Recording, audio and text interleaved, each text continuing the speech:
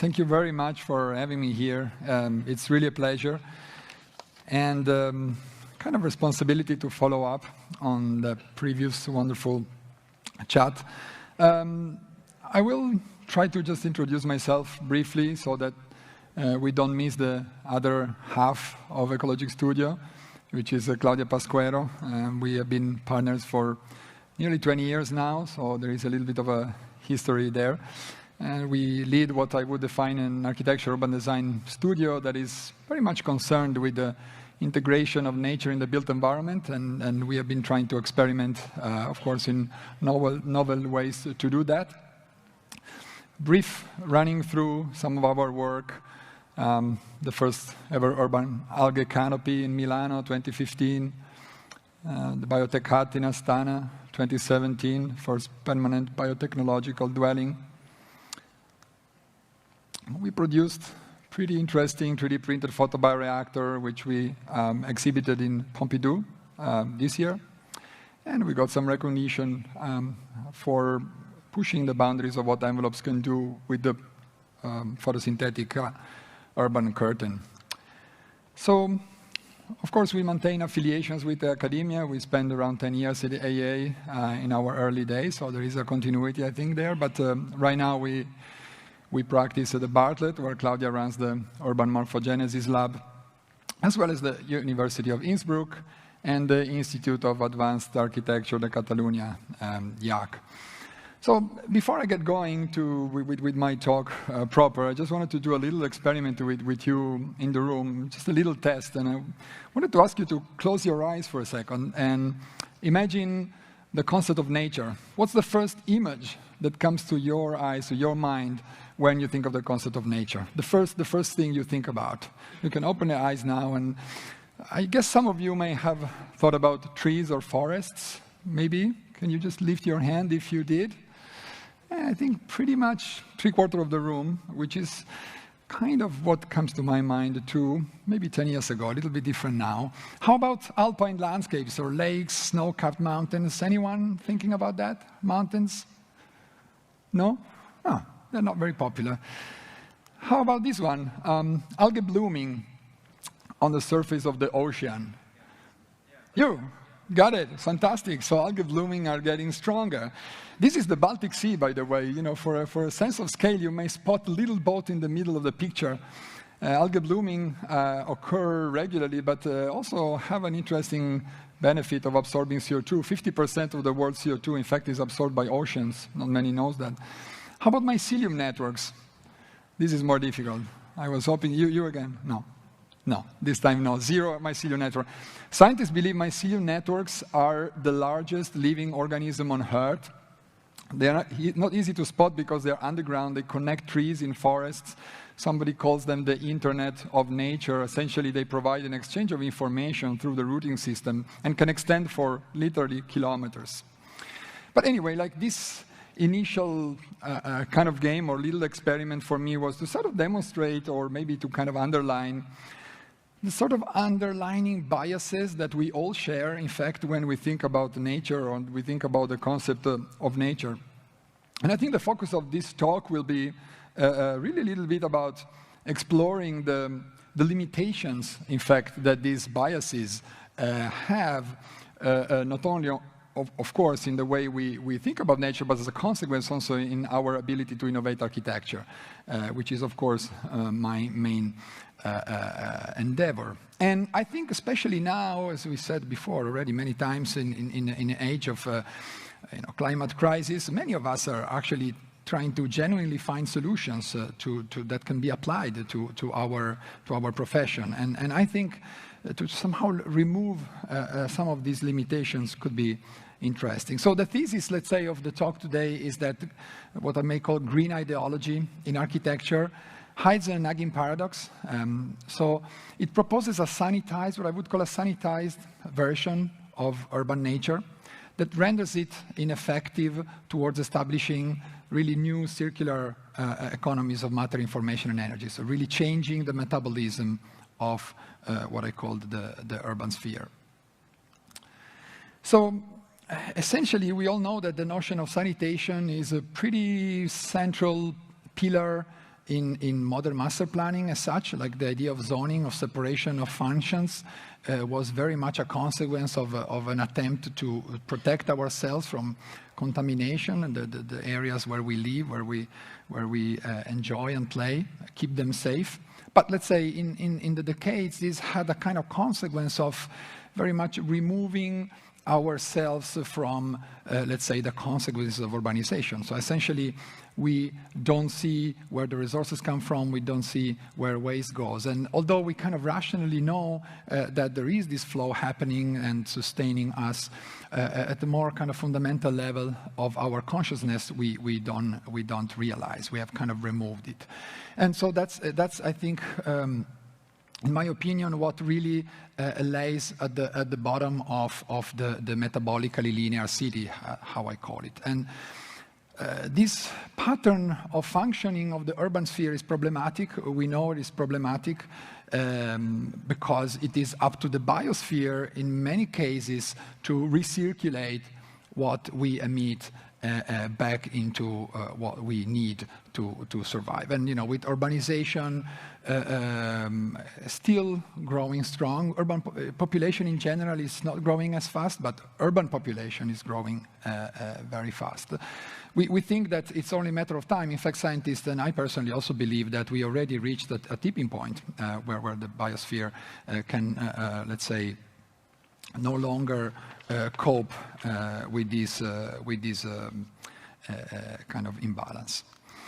And so we would expect that everyone, every profession would act and would respond. And as a matter of fact, there has been changes recently, but still cities are emitting the majority of carbon. For example, still London has 2 million inhabitants breathing toxic air. So essentially, things that we think should be happening are not happening as fast. And I've been asking myself why. And obviously there are many reasons, but I think today I would like to underline one reason that I found sometimes hard to uncover. And it's the fact that kind of sanitation of our cities, which is again one of the biggest legacies of modernity, I think has sanitized also our concept of nature. So essentially, we came to believe that such a rationally organized environment that we consider our modern living habitats also apply to the biosphere as such. So that's why we became kind of convinced that nature works a bit like a machine. So I think we have a sort of machine-like model of nature that often means that we think that, for instance, if we plant more trees, then we will be able to absorb the extra CO2 we are emitting, and then we will be able to kind of balance everything out, and then at some point bring back the equilibrium that supposedly was there before we humans intervene to disrupt it. But I think that essentially the biosphere doesn't really work like this. In fact, it's not like a thermostat. The biosphere is a non-linear complex system made of billions of interlocking feedback loops, which means that there is no such a thing as a permanent equilibrium. In fact, many argue that the only constant in the biosphere is change, and change is a fundamental quality of living systems. And as such, equilibrium is always, we can say, dynamic or precarious from this perspective. So if there is growth and proliferation on one side, on the other side we observe decay, deconstruction, digestion, and even death. And these processes are very much fundamental of the circularity of the systems in the biosphere, and I believe also of the urban sphere as such. And interestingly enough, most of these processes tend to take place in a scale that is out of sight, and it's a kind of microbiome. The urban microbiome is where most of this recirculation of the outputs is conducted. And so many kind of call this the sort of dark phase of ecology, if you want. It's not the green phase that we are used to think or see, but it's actually a fundamental part of the ecological systems. And Again, the microbiome is populated by a large amount of creatures from fungi, microalgae, bacteria, and so on. I'm not an expert of it, even though I've been working on this for several years. But I came to discover that some of these organisms have really exceptional properties. They have been some of the oldest organisms on Earth, and they have evolved a kind of biological intelligence that makes them resilient and capable of growing in pretty much any environment in the biosphere and in the urban sphere. The most polluted areas you will find microalgae, cyanobacteria growing. And essentially, this biological intelligence makes them capable of taking what we consider waste and pollution and actually use it as nutrients to power their growth. So in that sense, to me, they very much provide this kind of missing link for a circular urban metabolism. That's why with my practice, we started to take a lot of interest in the micro world, and we started to collaborate with microbiologists, both in the academic context, but also more and more now with the Practice Ecologic Studio and the new Photosynthetica venture. Cyanobacteria are maybe the longest serving example of living creatures we've been working with. It's a project that has been spanning almost a decade now. And it's called Photosynthetica, and the basic idea is to design artificial habitat for growing these microbiomes as part of architecture, as part of the urban realm. And a kind of new integration, if you want, of the macro and micro scales in architecture. And the interesting thing is that within this framework, microalgae are not just simply photosynthetic organisms. Actually, they are very much participating, creating a new symbiosis with the built world. They are benefiting from the emissions from what we emit as a waste and use it to grow. And in fact, what we discovered is that their growth within our artificial habitat is actually faster and stronger than in the actual natural world, in the wild. And there are really multiple interactions in buildings that can be activated, let's say, by the intelligence of these microorganisms. So this is an example of the project we did last year in Dublin, where we wrapped an existing building with this photosynthetic membrane. We call it urban algae curtain.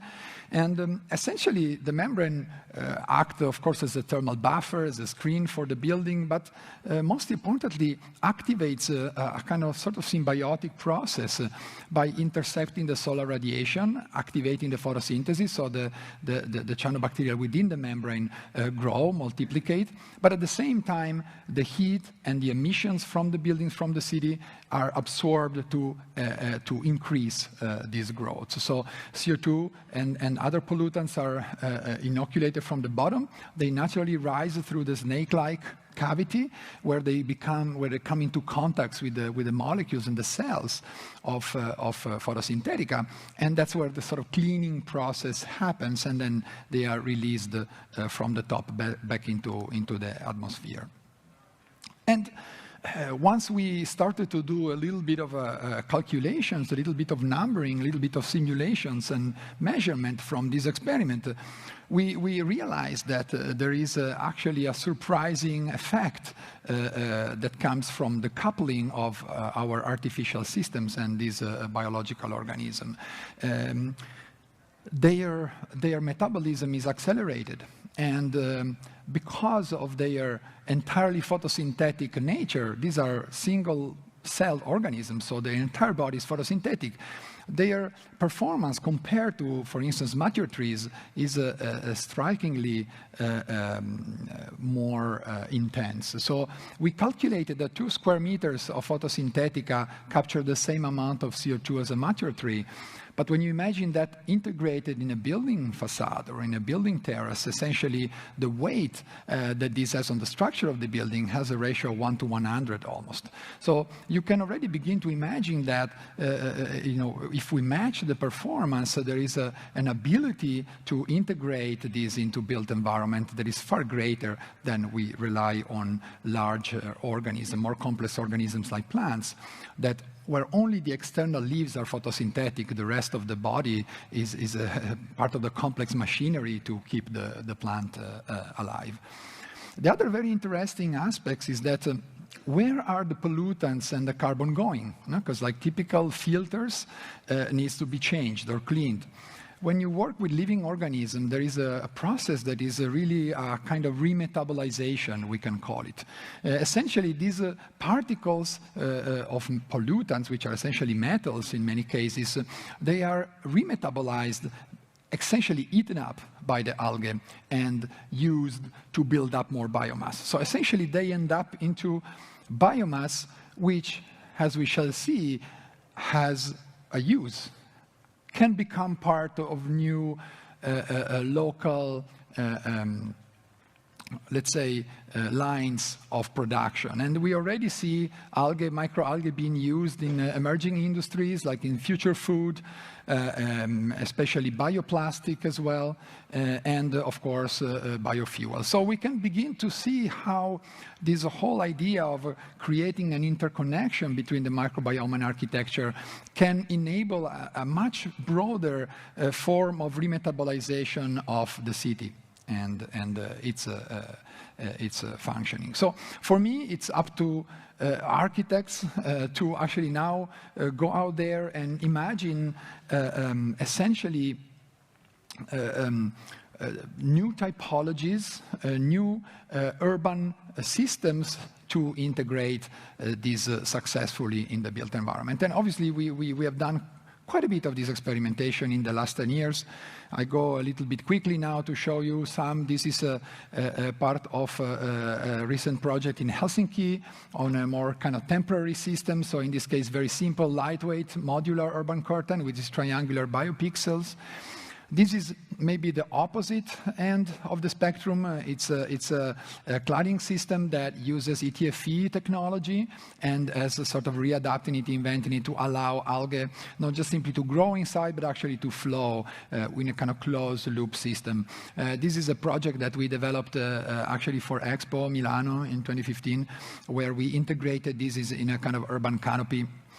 Which was very much a kind of demonstration of the possibility for something like that to occur in the public realm and to not just be focused on growing algae as such, but really to become a kind of activator of the public realm itself. So obviously the canopy was on one side optimizing the growth of the algae themselves, but also negotiating the microclimatic conditions, essentially shading and refreshing when necessary or becoming more transparent and translucent when it was not necessary. So very much becoming a kind of responsive, adaptive urban device that can be integrated in our cities and in our public realm. So in this case, it was integrating also a whole series of digital systems for monitoring, etc., etc.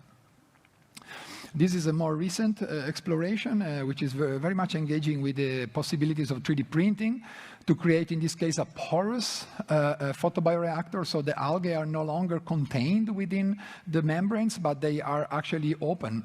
The porosity is controlled because the 3D printing allows a three-dimensional matrix to be printed, where the translucency and the porosity is changing and controlling. So the algae, in this case, grow on a jellified medium, so they can be exposed to the air, and essentially what you have is a kind of a urban filter that can be integrated in different, let's say, architectural projects. In our case, this was very much a part of a research project with a kind of artistic element to it, but of course the technology behind it's what we also are interested about. And this is the Centre Pompidou when it was presented a year ago. Right now is actually in Mori Gallery in Tokyo. So if you happen to be in Tokyo, you can pop by and see it live.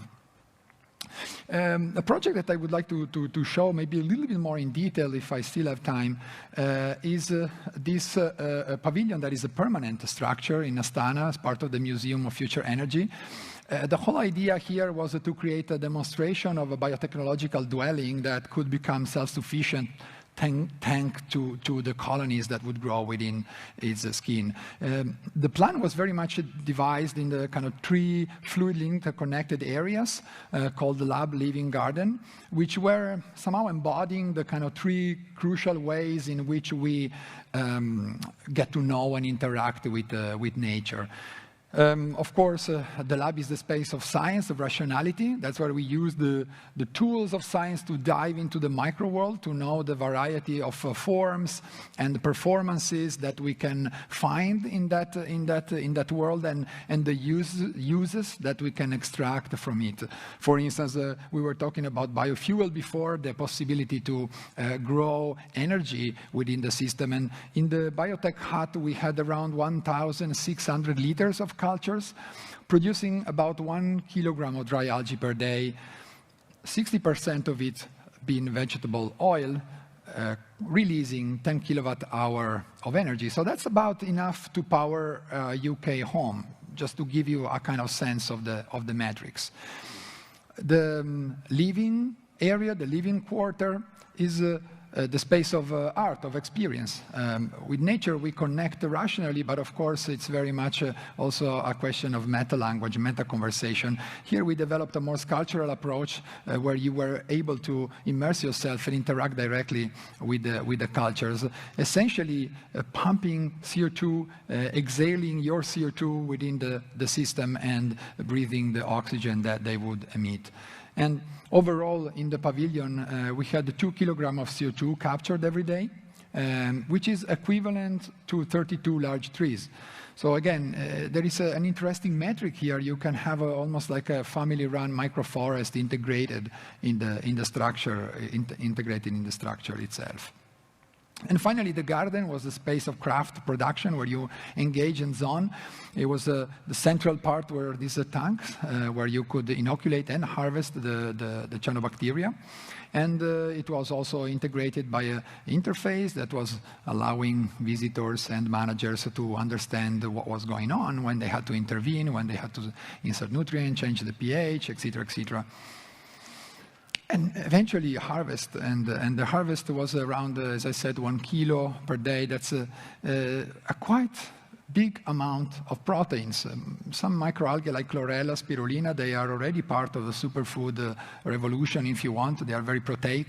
We calculated about the daily intake of 12 adults was produced in the time of our exhibition there. So that's equivalent to 8 cows.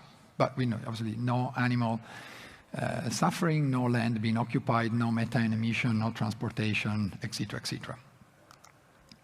So again, I don't want to bore you too much with numbers, but I think for me it's important to create this connection between the numerical aspects and the spatial aspects, which is the language that we speak. If we are able to get a sense of the potential, then we are, let's say, capable to begin to design and integrate these logics much more deeply. And again, this is just a few drawings how we did it here.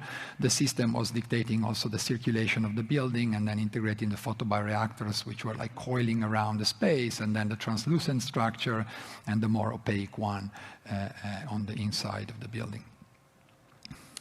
So essentially for me, almost like closing now, what becomes really interesting when we make this leap into the realm of living architecture is that buildings, the urban realm, becomes capable of synthesizing resources. No? And when architecture becomes capable of synthesizing resources, it is no longer just understood as a containers of program and functions, like we shall say in the kind of modern notion of machine for living, but it becomes itself a dynamic process of production, no? A living machine. And if we think about living machines, the way they essentially harvest and process information, matter, and energy, it's very different from the way we do it we do it today. And so this biotechnological revolution, for me, can be observed very much also at the larger scale. So from the micro scale of the organism, if we zoom out at the scale of the city, then we automatically see a remetabolization of the whole city itself. So what we understand as the linear metabolic city, like we see at the beginning of my talk, which can be visualized also very clearly if you look at the way infrastructure operates in cities. This is, for instance, Tallinn, the capital of Estonia, the wastewater system there. Something like this happened. Every building, every park, every public space in the city can become both producer and consumer of resources, energy, information, becomes an actual living entity. And that means that what before we recognize as a kind of centralized tree-like structure now becomes a kind of distributed system of emergent collective intelligence. And we have created here a few visualizations for Tallinn in this project for the Tallinn Biennale 2017 that was really trying to communicate this idea of the city in 20-year time with rising sea level, with all the issues that we may face, could be completely reorganized by the activation of this level. So again, it's something that happens at the microscopic scale, but actually the effects can be observed not only at the architectural scale, but also very much at the urban and the territorial scale. So I'm concluding now. With our team, we thought quite hard, how can we as architects simulate or perhaps apply or adopt such logics to our practice, not just be fascinated by nature, but transforming it into a tool for our practice. And again, we looked back at the micro world for inspiration. Why? Because obviously organisms of the micro world, they are so small that they don't have enough room for neural systems, centralized brain, etc. So their intelligence needs to work differently. They need to adopt other strategies. And scientists have discovered that organisms like this one, for instance, the slime mold, have found fantastic ways of essentially optimizing their use of resources, finding resources, etc. And they call this emergent collective intelligence. In the case of the slime mold, there are millions of nuclei that float within the body of the slime mold that then interact locally, one with the other and with the environment through biochemical signaling. And this essentially allows the organism, these patterns to emerge and the behavior of the organism to emerge. There is no central planner, there is no central engineer. It's an emergent property of the system. And it always strikes me how this sounds remarkably similar to what happens in cities, especially in contemporary, global, out of equilibrium, fast-growing cities, where also the shape of the city is very much dictated by these billions of local interactions. Of course, we have a certain amount of planning, a certain amount of intervention from the top, but there is no single mind that knows and understands and controls what's going on. So that's where it becomes interesting for me, and that's what we have been working with my team, to develop tools that are no longer just simply planning tools to actually draw our idea of our solution, but they are interfaces. They are tools that are able on one side to harvest data from the bottom up and data from the top down, satellite and other type of monitoring system, and just simply create a graphic, visual, designed interface for different agents, different stakeholders in the process of city making to come together and to influence each other. So the decision making becomes much more, again, a collective feedback loop event rather than a single one. I'm not going to go too much in detail with this project, but it's a hint of what we are also very much interested on at the moment. And I'm just closing with a few images from a project we are working on right now with the United Nations Development Program on the city of Guatemala. And again, what strikes me is that a city like Guatemala, essentially 50% of its urban fabric is so-called informal, right?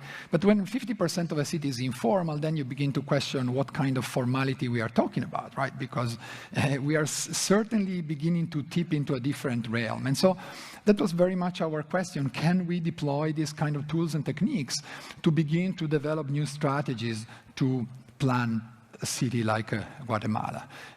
Perhaps strategies that are informed by the micro world, like Mycelium Networks, and then through digital techniques, through algorithmic design, we extrapolate these logics and translate them into graphic tools that we can project at the scale of the city, and that becomes a medium for planning, for conversation.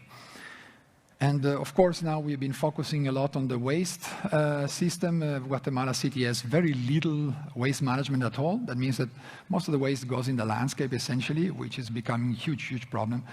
And again, can this become a tool that registers opportunity in community-driven projects, local recycling networks, which are already emerging, and transfer them into a larger tool that understands the city as a kind of evolving system and enables decision makers to actually take decisions. So I run out of time. I will conclude now. I think in conclusion, my message today is very much that an expansion of the notion of architecture, of nature, for me, is crucial to be able to innovate architecture today. And when I mean expanding the notion of nature, I mean a notion that incorporates scales that are outside of the visible spectrum, like the micro world, incorporates processes that are not green, but that belong to what we define the sort of dark side of ecology, of the biosphere and the urban sphere as such. And finally, adopt digital technologies that we now have with an eye to connect, to create interfaces between these worlds, so that we can begin to project what we learn at the micro scale all the way up to the architecture scale, and perhaps also at the larger urban and territorial scale. From here, we may be able to define what the future city or biocity may look like. Thank you very much.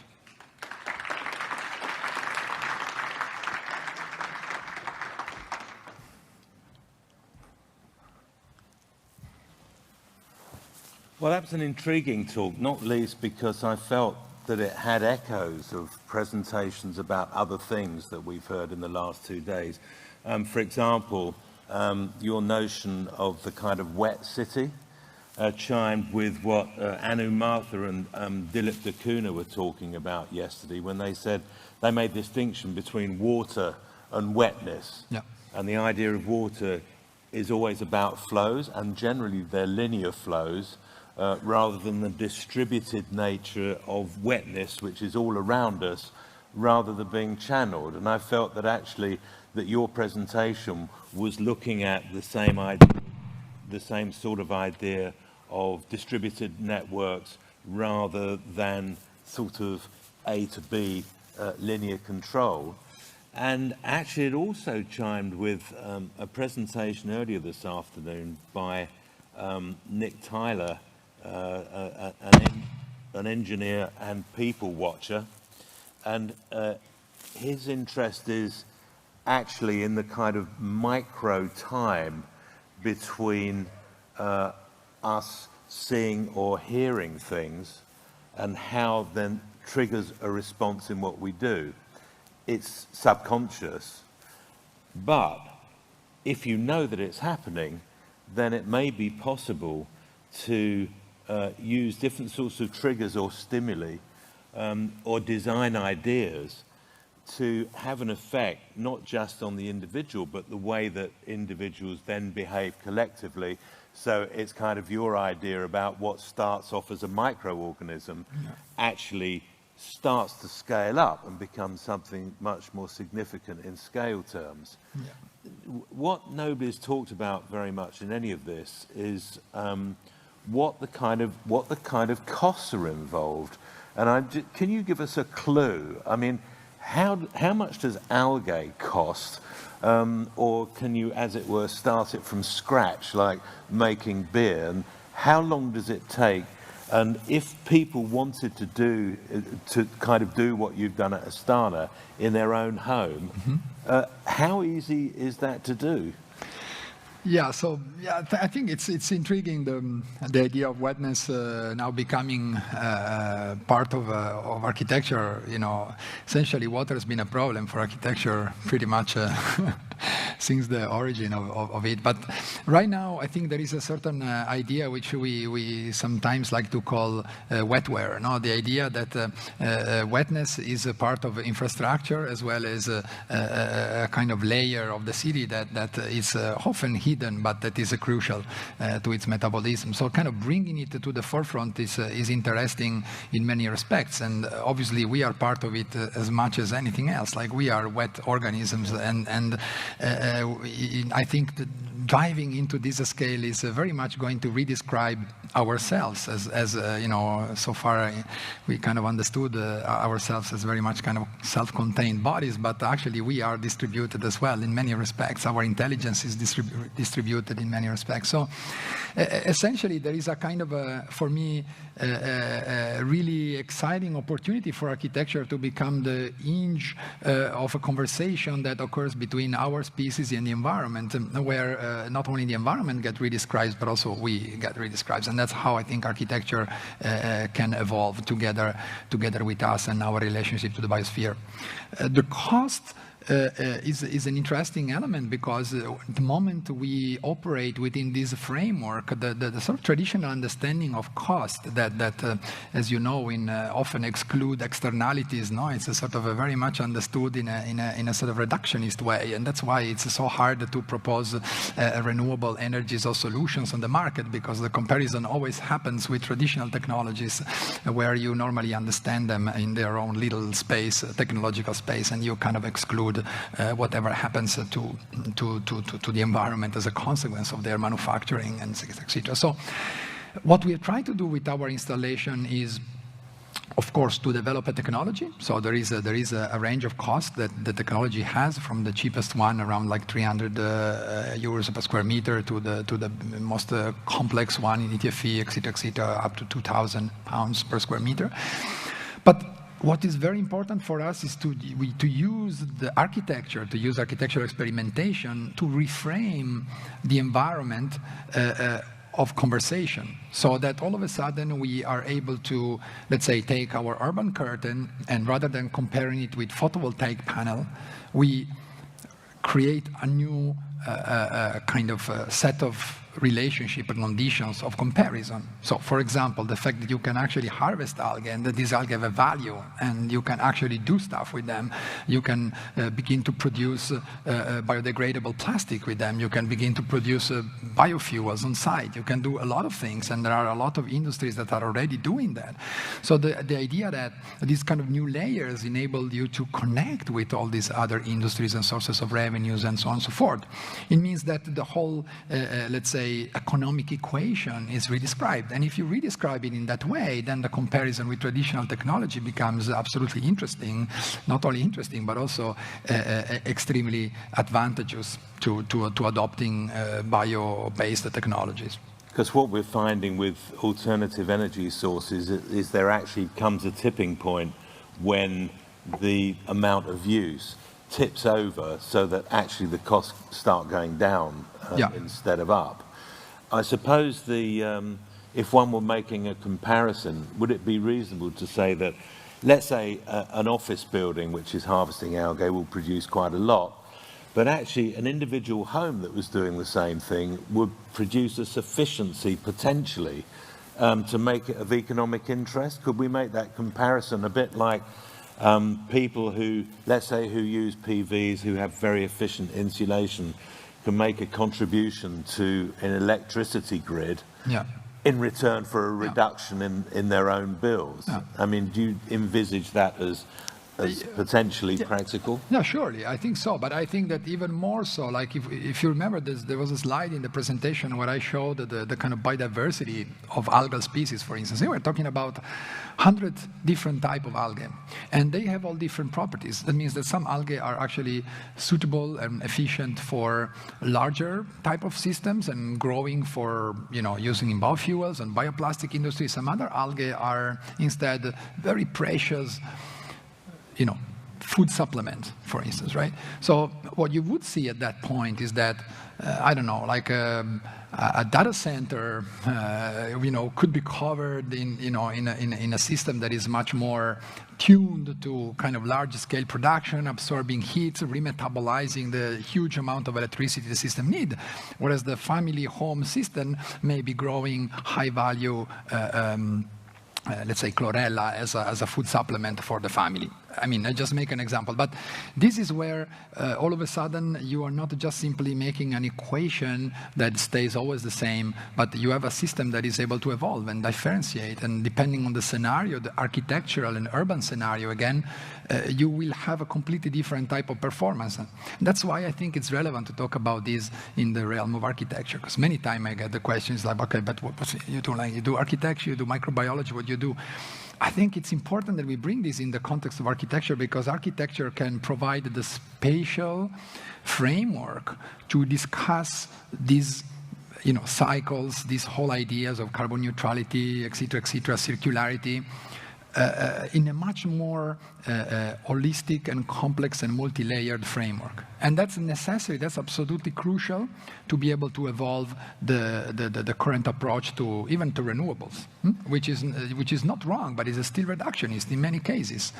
Photovoltaics are great, but at the same... I was about to ask you whether you assume that you would use kind of PVs with your sort of systems, or whether you think that actually PVs, relatively speaking, are a bit analog.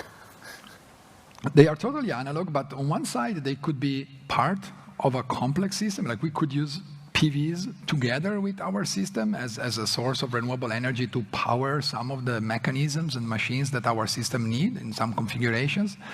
On the other end, don't forget, like, PVs is also evolving. There is a lot of nanotech and biotech being investigated to make PVs also enormously more efficient than are today, and in many respects bio-based as well. So I think, okay, now obviously today I presented a kind of slice of this revolution. It's very much focused on algae, just to for simplicity of conversation. But I think this is a much broader spectrum of innovation, which is not just us obviously bringing forward, but is a whole plethora of innovation that slowly but surely is going to reframe the way we think cost, we think efficiency, we think essentially technology as part of our life, as part of our living habitat. And that's why I think architects and architecture really needs to dive into this conversation, because it needs spatial framing, it needs architectural articulation. Otherwise, it will stay in the realm of black boxes and plug-in stuff, which we know how it's going to end to a certain extent. And I suppose one immediately imagines the hybrid